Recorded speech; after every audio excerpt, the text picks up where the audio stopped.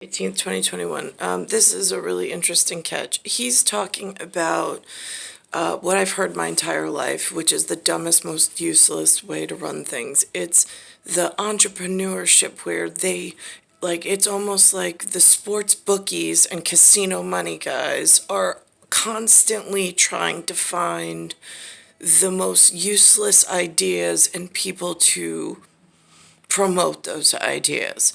But then goes from his version of what they've been doing to a segue person from Baruch College, and then it ends on a typical, what I would say, New York City lawyer. By way of the pandemic has made the things that we're doing even more important. So I just took some notes as Guy was putting on his dean hat and I don't know where he's been my whole life. If he had money in some angel network, who is he investing in? Of influence, persuasion, design, and then management and motivation. And about 2 years ago, we revised our entrepreneurship curriculum to focus on those very things. We have courses in design. We have courses literally called the art of persuasion. Why? We have a course on how to manage small businesses. We have courses on developing an entrepreneurial mindset. So the sort of cognitive processes about finding good ideas and dealing with pain points and those sorts of things. I've never even been able to find something like this. Undergraduate education. Lies. And we had a vision for why we wanted to do that. We felt that was... So was it social engineering that forced me into a social isolation position, and I was just the lucky lotto winner of social isolation to have a control and a bar and a benchmark by thermodynamic and second law of physics standards as a time encapsulate and time crystal? Or which way you going with this one, guys? Because your current model that you've been working off of with me in social isolation is totally off the rails. In the spirit of what entrepreneurship was really about. And what would that be? Because we don't have parameters for that. Because we're focused now more on how to identify good ideas that solve real problems for real people. And the guy's point about the communication piece of it. How about you offer a communication conduit to the person who they already know is experiencing the social isolation problem and has some great input to give, rather than ignoring them and playing sports bookies and competitive bullshit? Just a thought. And creating more junk, which is going to add up more landfills with some kind of planned obsolescence. How do we physically manifest those problems in ways that we can sell them to potential users? This pandemic has made that more relevant because of the uncertainty that has come with it. And so there are so many new pain points that we're experiencing that we have yet to experience, and no real good solutions for them. So I think the way in which we'll serve our students going forward it is going to be magnified in positive ways based on the I think they have no clue and really at all. Never did, never will. Through both the sort of foresight and hard work of our staff, but also even with foresight, they fucked up big time. They lost control in the post-pandemic world. Thank you, Scott. We have just time for just one last question, and this is for Larry. With the new technologies that may be this looks CGI generated. Ethical challenges for corporations and for corporate citizens? It's not only the ethical challenges. This is the New York City lawyer, typically. It's the accelerating rate of change. We're not going through a rate of change. The rate of change is accelerating. Management is simply not ready for all this. I mean, we talked before about what's going on in the political world. I mean, look at the corporations trying to figure out how to respond to political donations they've been given for years. Or the law. What I don't understand is, how do you get up in the morning knowing that you planned purposefully a accelerated dangerous effect by super quantum standards of increasing the speed for which criminals are able to act and knowingly decreasing the personnel and their ability to catch up and catch on as it cracks and expands out into further depths that you're not able to even measure because you can't even go that fast or that far and that wide. And then you sit there and you're like, what do we do? Right, yeah, got that. Why are you even in a system touching at that dangerous level? But here we are, and this is how they explain their part of what they weren't prepared for. They put into place things that sped up the time-space continuum and left management and the people that do the law enforcement in such a small quantity and in such a concentrated field that needed to be able to hire quickly, but then how do they bring the force up to speed and move expeditiously to start to corral and scale back some of the dangerous quantitative effects of this new cell phone and computers, and now everybody's coding in New York? Really? I mean, my kids weren't taught it in school.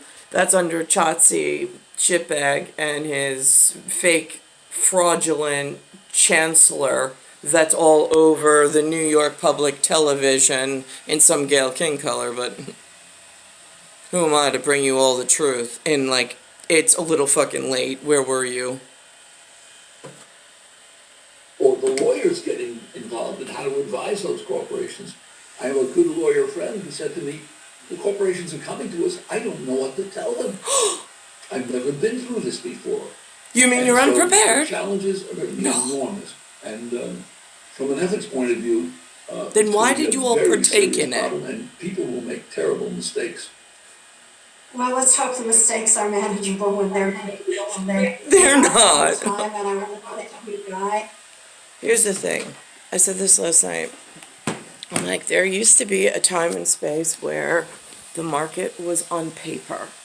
It had a wax seal, it had a board of directors, it had chair people, it had family involvement, there were names, there were people you could hold accountable, responsible, and follow. And it was small, and it moved in a concentrated manner, but there was no room for them not knowing or not being prepared for something. And then all of a sudden, that private house security stock and that private house investment and something to vest into, some campaign to find life purpose with and to find value with and to move in any way that your family crest, insignia, and whatever your main core was into, and find like-minded people of family member value, was so much easier to manage. Then all of a sudden, in like the 1980s, they're like, oh, let's give common share stock out to like anyone on some casino gambling spectrum. And I mean, like, multinationals gonna jump in on it. I mean, like, what could go wrong? Are you all crazy? I could do on paper what could go wrong and how dangerously you'll flip the handlebars, and then you won't even be able to scale it back. That is what thermodynamics and practicality are when it goes into action and motion, rather than just on a theoretical on a paper of what it looks like. Why would you put it into some unbalanced human equation and allow it to just keep dangerously growing? So there, I mean, it's so disgusting what you've all done.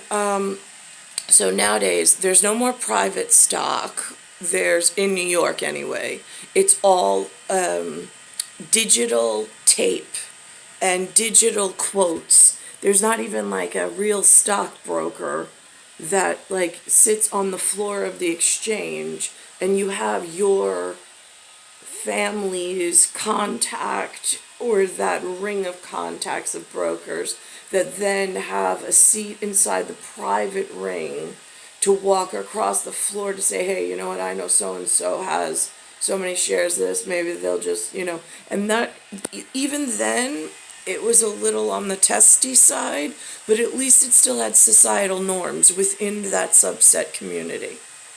Since you've enhanced the data quotes being digital, like digital calculations, and at the speed of light, it no longer has any form of control. It is massively and mastectomy, like chaos everywhere.